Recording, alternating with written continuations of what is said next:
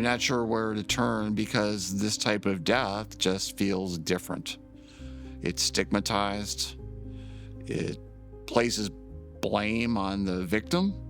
Well, that person overdosed, so they have responsibility in their own death, but it's not what's occurring here. Nobody takes a dose of a poison that's enough to kill 20 other individuals willingly or knowingly. It just doesn't work that way. They were poisoned, which is why it's so important that we stop calling these overdoses and accidental overdoses and start calling them what they are, which is they're murders. It's exactly what happened. My daughter was murdered by somebody who wanted to make a couple of extra dollars. Whether or not they knew that they were offering that and it was potentially lethal, or they didn't, I'll never know.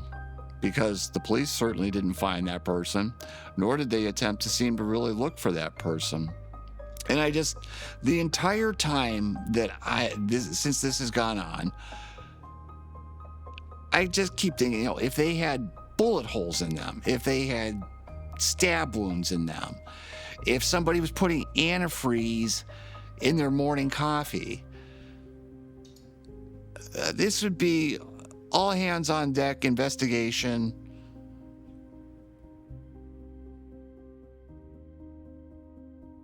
And it just was ignored.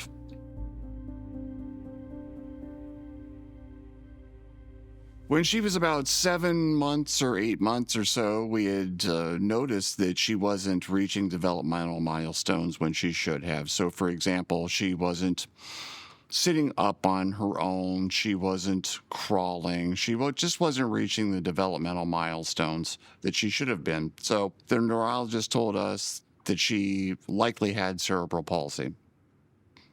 And that was a pretty shocking diagnosis for us, and it created a lot of fear. But while they did testing, they also recommended that she start occupational therapy and physical therapy, and she did. And she really thrived. It seemed to turn the situation around for her. She started to reach milestones when she should have, and it just seemed like a big relief. And it felt like that was a big challenge right off the bat, and once that we were out of those woods, it was smooth sailing from that point. And that lasted until she was about 10 or so, and then she entered puberty earlier than her peers did. So by the time that she was 12, she looked like a much older version of herself. She looked like a young woman, a teenage woman. And I think that with the combination of those ideas and other events in her life, 2 separate households, her mother moved on relatively fast to a new relationship. I moved on somewhat fast to a new relationship and met my now wife. So all of a sudden, the little girl who was the only child who had all of this attention thrust on her was now managing 2 different situations, 2 different households, different school districts, grandparents are gone, new siblings, blended family situations. And I think that she felt a little bit lost in that. And so she started to seek attention in other ways. And given that the internet was what it was, and the fact that she had developed early, it started to attract negative attention on the internet for her. And it seemed like she became more and more comfortable with risk. Talking to guys that she shouldn't. I felt like we were constantly chasing boys away. Her schoolwork started to decline. She started to lose interest in school. She was very smart, but didn't want to apply herself. And everything just kept going in that direction, no matter what I seemed to do. She was supposed to graduate in 2015, but she didn't have enough credit. She had gone to an alternative recovery school, credit recovery school, and looked like she was on track to graduate there, but it just fell apart, and she just never graduated. And the hits just kind of kept coming after that. She bounced from couch to couch, never really being stable. I became very ill and was hospitalized during that time period, so I kind of lost track of what she was doing and who she was with. Her mom had moved out of the area, and she was 19 years old and really without a path, without a real place to call home at times. And it was almost as though she didn't want it, a home life.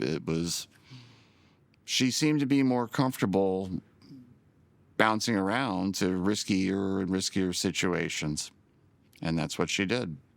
And I think that that's when the other experimentation with other drugs started for her. I recall her telling me that this person that she had lived with had helped her get off of benzos, which was news to me.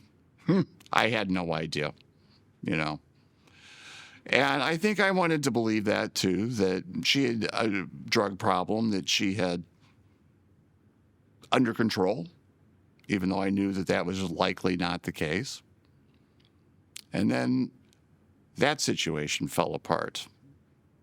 And one day, I had taken my wife to the hospital for a procedure, and my cell phone rang in the hospital, and it was the local police department telling me that she had totaled my car, that I had let her drive, and that she was being arrested for DUI and possession of methamphetamine.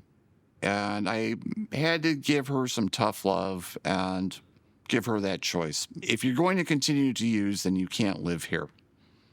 If you go and get some help, you have my full support. You can stay here. I will help you. You don't even have to work. Enroll in school, finish your GED. Let's pick a path and a career for you that you're interested in. And let's get this show on the road of being an adult. And let's get you well, get you better, and get on track. And that wasn't something she was interested in. She bounced around once again, left my house, got picked up by a stranger that I think that she knew from the internet, disappeared for a while. And then several months later, I get yet another phone call, and this time it's from a jail. And that cycle just kept repeating. And then in 2022, she had met her current boyfriend and wound up living in Florida. She became pregnant, and she was thrilled about it. And with the new guy seemed to have a head on his shoulders, and he seemed to, at least according to what she told me, have a direction. He had some construction background, and they were living in Florida and living with relatives in Florida. And it seemed like she was doing well. She was happy to be pregnant and happy that a baby was on the way. She had the baby in May of 2023. And then it was just a thrilling time, I think, for all of us. I was a first-time grandparent, and it was obviously their first child, and he seemed to be this healthy baby boy, and everyone was really excited by it. Our communication just got better at that time, and everything seemed to improve. And I really believe that it was a catalyst for change for her. Like, I lived this life. I've seen, other examples of that people are a little out of control and irresponsible, then you have a child and that changes everything. And they grow out of that phase and realize that they have the responsibility of not just taking care of themselves, but taking care of an infant as well. It's a big responsibility, and it does change people. And it really just seemed like it was going in that direction. It's also important to note that during this time, after her arrest, she was on probation, so she was being drug tested. So I had no reason to suspect she was using drugs at that time. Obviously, while she was pregnant, she had stayed clean. They were obviously drug testing her when she was pregnant, so I had no reason to think that she was using at that point. I thought that maybe that was behind us. She has the baby. They're living in Florida. They're living in St. Petersburg, Florida, which is a pretty expensive area to live in. Rents are high. Wages are not. And they decide that they're going to try to live in Michigan with Nichole's mother and give it a go in Michigan, where rent is more affordable and they felt like they had more opportunity. And I selfishly was excited by that because that brought her and my grandson closer to me. And now visiting my grandson and visiting my daughter was not a plane ride, it was a car ride. So I helped them move to Michigan. It seemed like things were going well for a very short amount of time. Met my grandson, met my future son-in-law, who was a great guy, who I really liked. And, they just seemed to be young people who may have been struggling financially with a small child, and we did everything that we could to support that. Supplied them with diapers and formula and clothes and, anything that we could do to help support them, take care of their son, we did. And then we started to see some signs that, I don't know, maybe they didn't make much sense. Some questions. There was always this thing that was going on where there was, I knew what their financial situation was. I knew how much money he made. I knew when they were supposed to have money and when the paycheck was supposed to show up. And it just never seemed to make sense. It was, hey, we'd send them a big box of diapers on Monday. And then by Wednesday, it was, hey, can you send me some diapers? It just started to not make sense. And, well, can you pay for this? Can you send me money for that? And it just wasn't adding up. The pieces of it just never added up. Like, why don't you have $50? You should have gotten paid on Friday. Why don't you have $50? Never made sense. So we started to see some of the familiar signs. Christmas was coming up, and we were excited about that. We were excited to spend my grandson's first Christmas with him. They came on, I think, the 22nd or 23rd. They took the bus down from Detroit to Cleveland.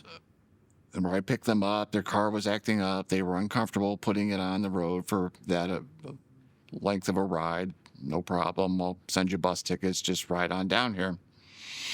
And they did. And we had a wonderful Christmas. I got to watch my grandson open his first presents, and we spent Christmas together, and we ate good food, and the family was all together. And I very much liked the father of my grandson, and we got along well. And it was just the first time I had felt like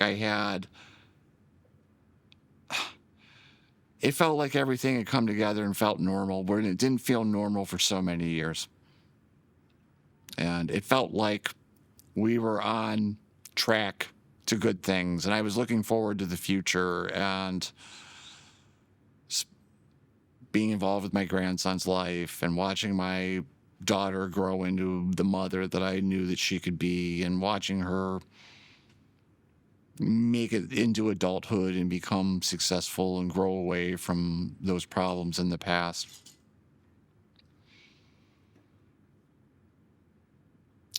They went back on the 25th after we spent Christmas morning together. Everything seemed pretty normal. We talked on the 26th, texted back and forth. On the 27th, we chatted. We talked. We sent some texts back and forth. She often would send my wife, pictures of the baby. And we got, anywhere between 1 and 10 pictures a day, it seemed like.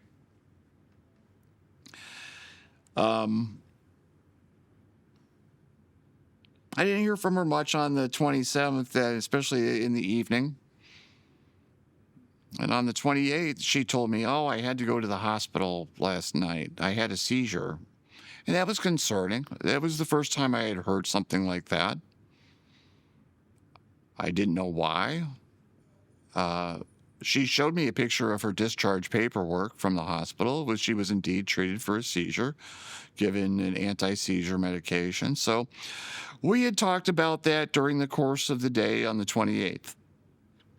About 3 o'clock or so on the 28th, I stopped hearing from her. She told me that she had, I think, a virtual doctor's appointment, and I didn't hear from her for the rest of the evening on the 28th, and I thought, she was in the hospital the night before, and she's likely tired, and, she's got an infant to take care of, and I just never heard anything from her. And it wasn't unusual not to hear from her for a day.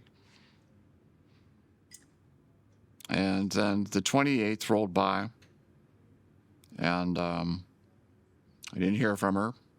I wasn't overly concerned at that point. 29th came around. Didn't hear from her again. Became concerned. Sent her some texts. Hey, let me know everything's okay. Haven't heard much from you. 29th goes by. Don't hear anything. Now it's the 30th.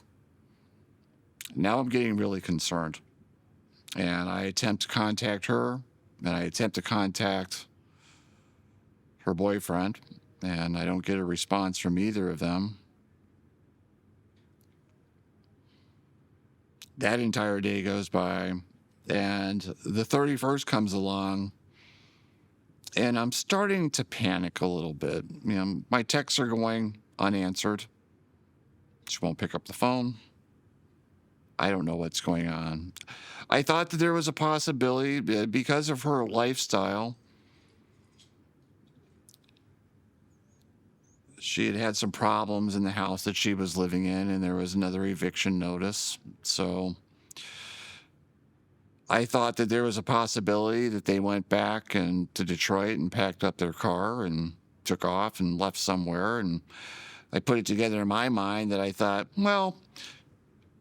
she wouldn't have wanted to have disappointed me.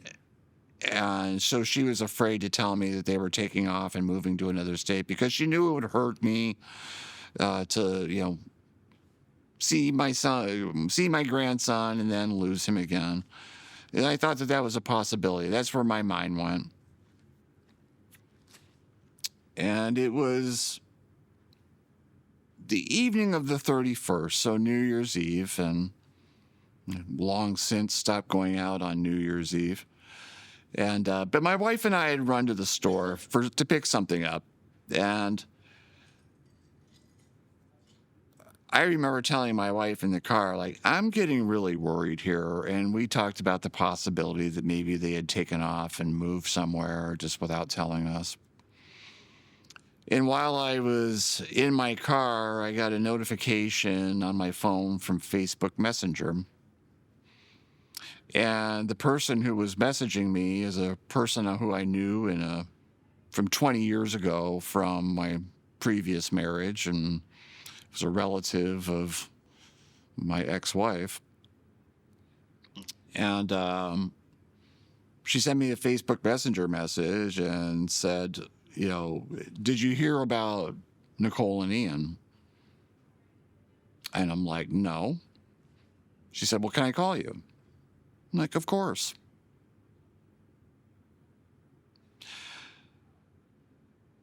So I picked up the phone and she said, well, I don't know how to tell you this, but Nichole and Ian overdosed on Friday. Now, this was Sunday. Nobody had called me. Nobody had notified me. I had no idea. Police never called me. No one called me. She said, Nichole and Ian overdosed on Friday.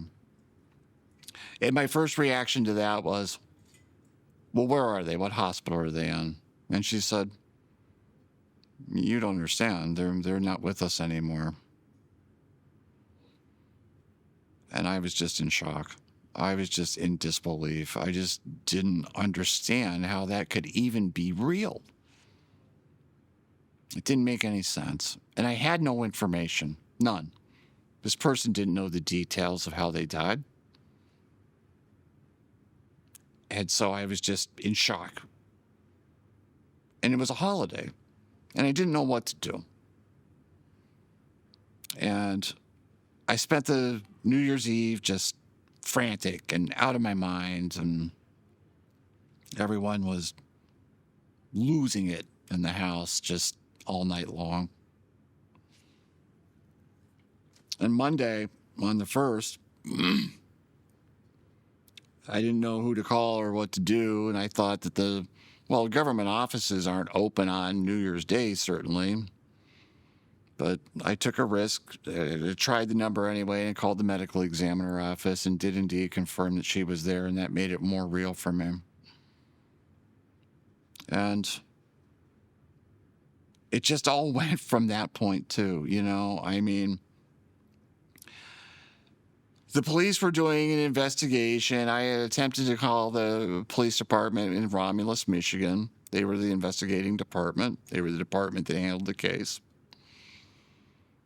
Because it was an active investigation, they were reluctant to share too much information with me about what was going on or what they had discovered.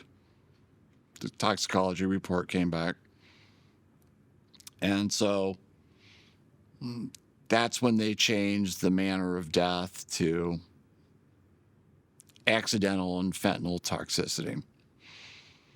And as soon as the manner was determined as accidental, the cops closed the investigation. That was it. Absolutely no effort past that point. And they gave me a copy of the police report, and therein lied the details of what the police found. And the police report was, in my opinion, incomplete. They had named, whatever drugs they had found in that room that they passed away in, a couple of different things. First, they characterized it as straight fentanyl. Then they characterized it as crack cocaine. In another section of the report, they called it heroin. And then it just didn't seem that thorough of an investigation to me. A fatal dose of fentanyl in an average person is about 3 nanograms per milliliter of fentanyl. That's a potentially fatal dose, depending on your tolerance level. If you're an opioid user, and maybe you can get away with a little bit more, not much. So she had nearly enough fentanyl in her to kill 20 people.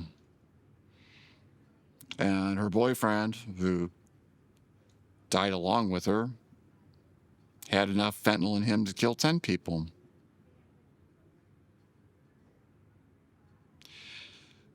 I'm not a doctor. I think that amount of fentanyl in someone's system is likely going to kill them pretty quickly.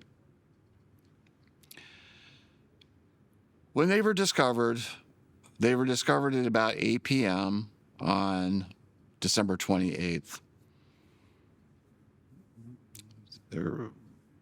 They were found in an incredibly compromising position, not a normal position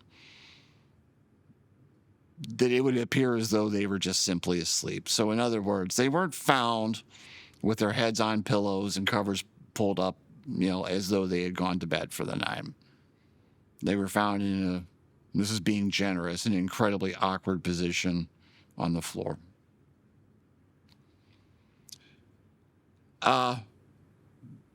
They were left to lay there for some hours afterwards,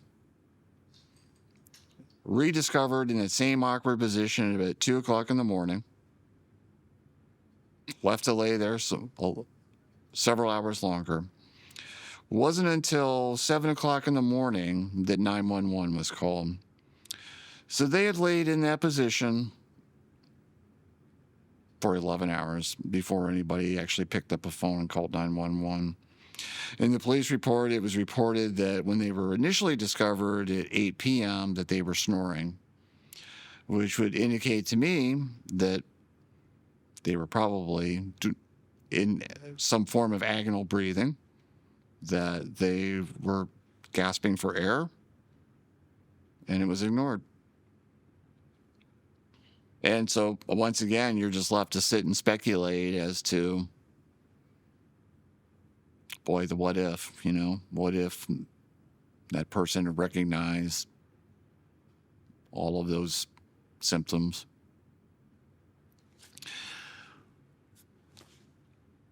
With respect to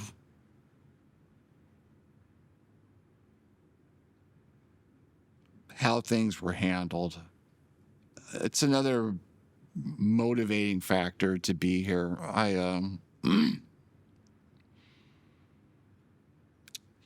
You get thrust into this world that you never knew existed, and you start searching for answers, and you start searching for ways to cope with your grief. You go into you find these fentanyl advocacy groups, and everyone's out trying to do their own thing to bring awareness. It's either sharing their story in these groups, or they're doing advocacy, like putting images of their loved ones on billboards all over the country and trying to bring awareness to government or get something going with the government. And the government just seems to, the federal government, the state and local government, nobody seems to be organized in any way. And I see people who, some people come into those groups and, their local police department investigates, and they have a task force, and it's dedicated, and they get into the cell phones and they track down the dealer, and some various places around the country are starting to charge, fentanyl poisoning with first-degree murder charges. But in a lot of areas of the country, it just gets treated like they're overdoses, and they're junkies. They're people who aren't worth the resources or the time to investigate their death.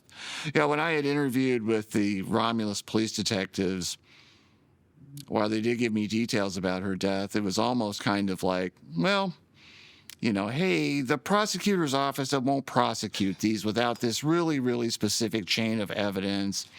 And unless you can absolutely show that they, went over to this guy's house and went home, picked up this fentanyl pill and drove it home and took it.